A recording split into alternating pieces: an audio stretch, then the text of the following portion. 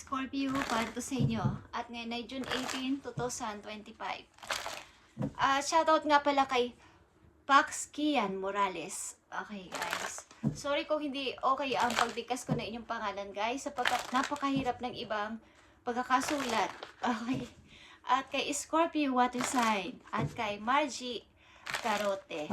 Okay. Yung iba ay sa next na.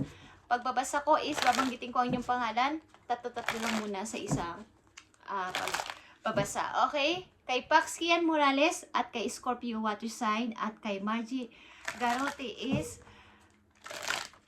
God bless sa inyong lahat guys, at kayo ay pagpalain ni God sa inyong mga gagawin. Simula sa araw na to, kayo ay pagpalain ni God na sobra-sobra at bigyan ng blessings. Tingnan natin ang paparating na message sa inyo, Scorpio. Ayon sa inyong mga sitwasyon. 6 na paparating na message sa inyo. Tingnan natin ang 4 na napakahalagang message para sa mga Scorpio. Unang message sa inyo, Scorpio, kayo ay nagdududa sa inyong mga iniisip. Nag-iisip-isip, nakatingin sa malayo. Malayo ang tingin, wala naman tinatanaw. Okay, Scorpio? Joke lang. But kayo ay andito sa time na seryoso na. Bagamat may pagdududa, seryoso sa didesisyonan, Scorpio. At 3 of Swords and Reverse, ito ay galing sa nakaraan but gusto nyo nang kalimutan at talikuran.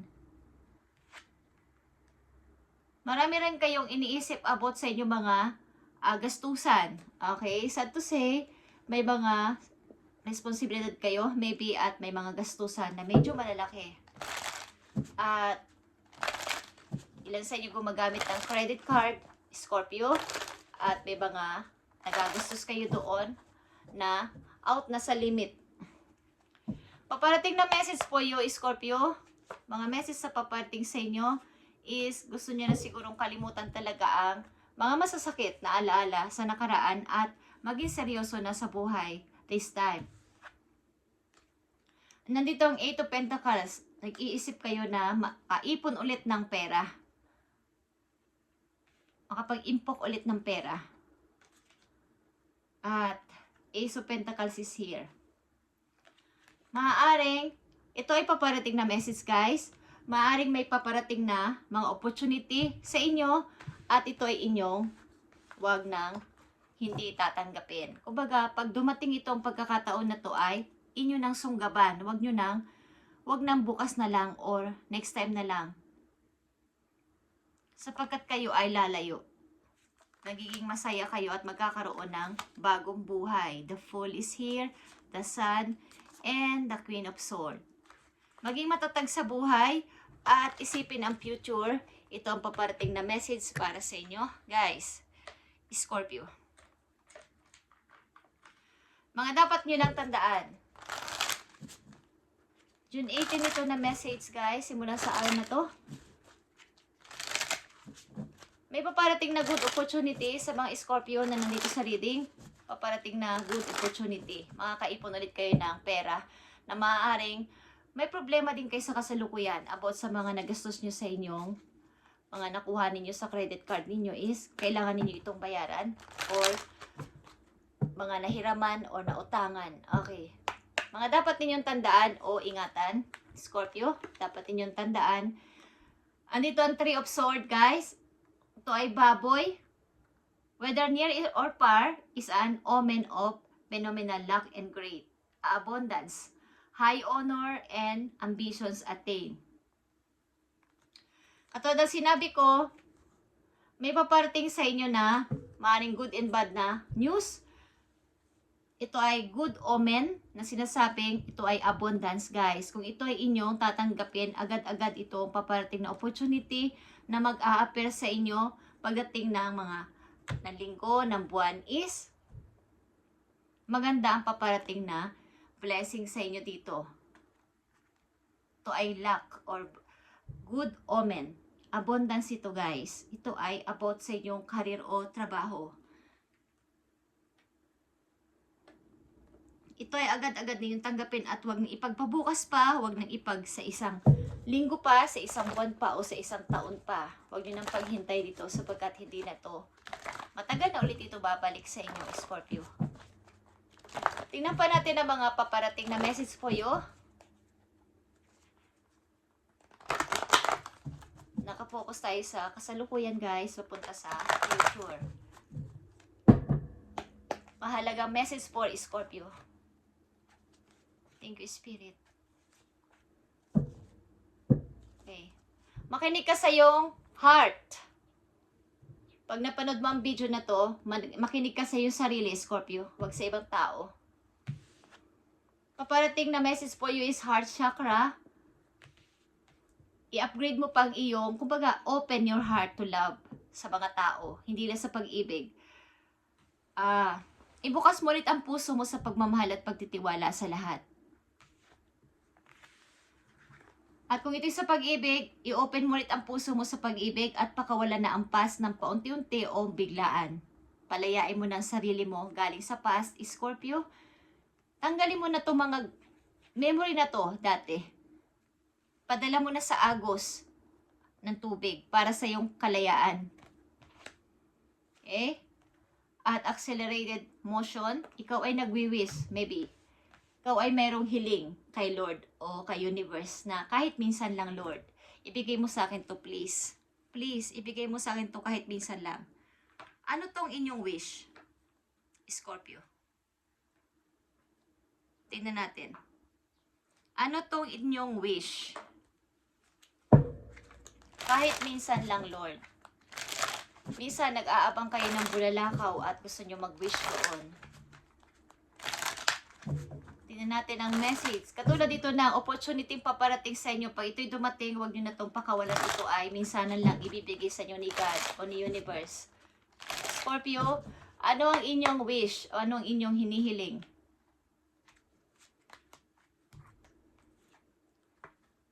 Three of Swords is here and the Emperor.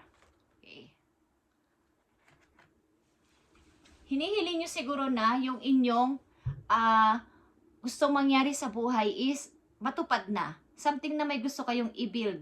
Na isang bagay na ito ay isang parang naging kabiguan para sa inyo. Nagkaroon ito ng parang ang daming nawala. Ang daming hindi natupad.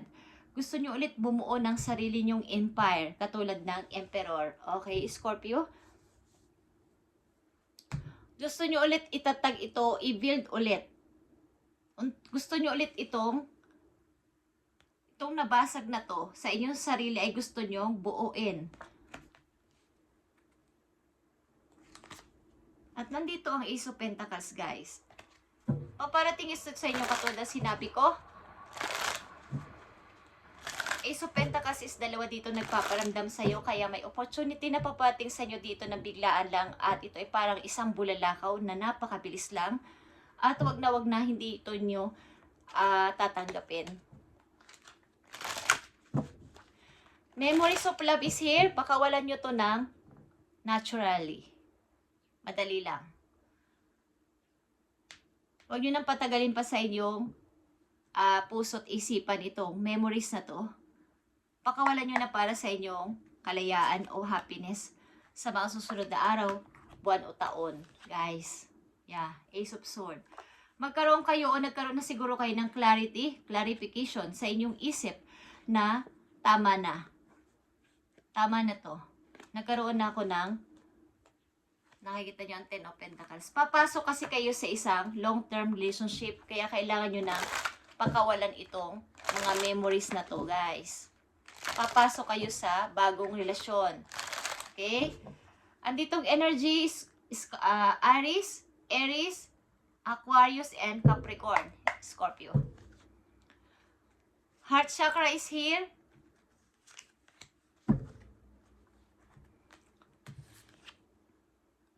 Nakikita nyo ang Ace of Cups. Kung paano kayo tatawa at magiging masaya sa bagong pag-ibig na to kapag inopen nyo ulit ang inyong puso sa pag-ibig. Heart chakra is i-open nyo ulit ang inyong puso sa pag-ibig, guys. To love again, Scorpio. Tatawa kayo ng napakasaya. Talaga yung tawang totoo. Ito yung bago ninyong emotion. Ibalik ninyo yung inyong inner child katulad ng Six of Cups. Ito yung inyong inner child, guys. Maging parang bata ulit. Huwag masyadong seryosohin ang nangyari sa nakaraan at ibalik ang inyong pagiging parang dating bata na isinilang, sanggol na isinilang na walang alam sa mundo. Gawin yung zero ang lahat. Pakawalan na tong memories of love na to galing sa nakaraan sapagkat kayo papasok sa bagong seryosong relasyon, Scorpio. Gusto nyo ulit sigurong i-fix ang lahat ng nasira sa inyo. Gusto nyo ulit i-fix at bumuo ulit ng sarili ninyong hindi nyo kasi ito nagawa dati. Yeah. Nagbabala kayo lumipat ng work. At ito ay gusto ninyong gawin ng madalian na. Sa lalong madaling panahon. Okay, Scorpio? Gusto nyo nang mag-iba ng work o lumipat ng pagtatrabahuhan na place.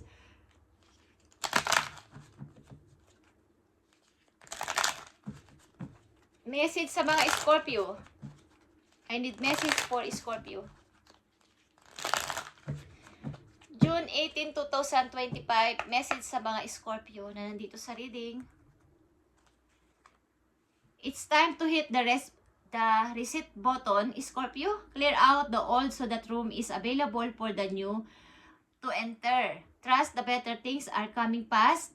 Yeah, coming past. Katulad ng bulalakaw. Prepare to move to the next phase of your life. This is your rebirth. Like I said, para kayong sanggol na isisilang ulit. Welcome this beautiful brand new energy. Brand new energy. Ace of Cups. Okay, Six of Cups. Ilabas nyo ang inyong pagiging bata ulit. I-upgrade ang inyong heart chakra. Scorpio. Brand new energy. You've got this. Okay, you've got this. Welcome sa bagong energy at bagong taong inyong makakasama habang buhay. Ace of Swords is here. Guys, may gusto magbigay sa inyo ng flower kung kayo ay babae. Naka-face na kasi ang inyong life sa new phase. Okay? Bagong ikaw, Scorpio. At this is your rebirth. Bagong pagsilang mulit as a Scorpio. Bagong Scorpio na makikita at masasabi ng lahat na, wow, si Scorpio, iba na ngayon. Hindi na siya yung Scorpio na kilala natin dati na parang nakahang sa wala. Parang nakahang lang. Parang walang gustong gawin sa buhay. Buuin ulit ang iyong sarili. Kung ito ay nagbasag-basag, nasira, o na-broke ang inyong puso.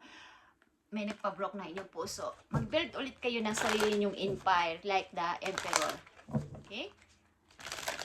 Scorpio, tingnan natin ang career at finances mo, Scorpio. Silipin natin na mabuti. Okay. Andito ang health. Consider career in the medical field, such as massage therapy or any healing work. Maring kayo ay nakaline sa isang pagmamassage o sa healing work. May kinalaman sa pagmamassage ito, therapy. Ang inyong career. Scorpio, ilan sa inyo ay dito nababagay na career? It's time to replenish your energy and fully recharge for a what next. Okay. Something na ang inyong energy ay inyong i-recharge ulit na bagong Scorpio na ako at kumbaga malalaman nyo ang next ninyong gagawin sa buhay kapag ang inyong energy ay full charge na katulad ng cellphone. At it's time to hit it's time to hit the reset button katulad din ito ng cellphone. Tanggalin nyo na mga old data dito sa inyong cellphone at palitan ng bagong mga, kumbaga, pag tinanggal nyo yung mga old pictures doon, mapapalitan ng bago. Kasi kung habang andun yun, full storage na kayo, walang maipasok na ibang picture, mga bagong shot ninyo, okay? So, start. It's time to hit the reset button. And some situation requiring resolution will be resolved and healed. Kumbaga ay, kung ikaw ay isang tao na matututong magmassage o mapupunta ka sa ganitong klaseng karera na pagmamassage is habang pinapagaling mo ang isang tao sa kanilang sakit, sa kanilang nararamdaman sa kanilang katawan, habang ikaw ay nagpapagaling sa pamamagitan ng inyong mga kamay, is ikaw din ay nahihiling, okay? Para kayong parehong nagbibigayan ng energy na mahiling sa isa't isa. Ay guys, thank you Scorpio at ito yung reading ngayon June 18, 2025 at ito ay mga bagong Scorpio nakikita ko dito. At i-apply nyo to sa inyong sarili kung gusto niyo lang guys is makinig na kayo ngayon sa inyong sarili bago sa ibang tao at maging aware. Huwag nang mag-revenge sa mga taong nanakit sa inyo. Magpatuloy sa pag-akyat sa hagdan pataas. Huwag bumaba, huwag mag-backward guys. Sapagkat itong nakikita nyo dito ay isa lang, memories. Ito ay mamamatay at mamamatay din itong sindi ng kandila na to at didilim ang paligid. Pero kung habang ito'y nakasindi at kayo ay tuloy-tuloy sa pag-akyat dito sa hagdanan nito pataas is, pag ito'y namatay na, maaaring nandun na kayo sa dulo at makikita nyo na ang liwanag. Makikita nyo na ang liwanag at tuloy-tuloy na kayo sa pag-akyat patungo sa taas ang inyong pag-a-up, pag-grow sa buhay. Pero kung kayo bababa at titingnan nyo itong memories na to, mga nakaraan sa buhay ninyo, itong mga good memories na sinasabi ng utak ninyo, is wala na kayong makakasabay sa pag-akyat sapagkat nauuna na sila doon. Alam nyo ba kung paano sila magmadali sa pag-akyat habang may sinag pa sa baba? Sapagkat madilim dito kapag namatay na yung sinag na to. Pero kung kayo tuloy-tuloy sa pag-akyat, kapag nasa kalagitnaan na kayo, pag ito ay namatay na yung sindi ng kandila, makikita nyo na yung light doon sa taas. Sapagkat andun ang light sa taas. Nandun yung sinag. Okay? May bintana na doon. Malapit na yung labasan. Okay guys, thank you and God bless you Scorpio at gawin ninyong baguhin ninyo at palakasin ang inyong energy, magbalik sa inyong pagiging isang parang bata guys. Something rebirth is kailangan nyo at i-recharge ang inyong sarili. Huwag manatili sa old, manatili sa nakaraan na to, na mga memories na to is palayain nyo na. Ipadala nyo sa agos ng ilog guys, yung pinakamalakas na agos ng ilog para talagang andun na siya kaagad. Isang ano nyo lang is wala na, hindi nyo na makikita. Okay? Pwede naman lingon-lingonin pamisa-misan ang nakaraan pero hanggang lingon na lang Scorpio, huwag nyo nang balikan at magpatuloy. Isang lingon at magpatuloy sa buhay. Pa-forward. Okay? Thank you and God bless Scorpio.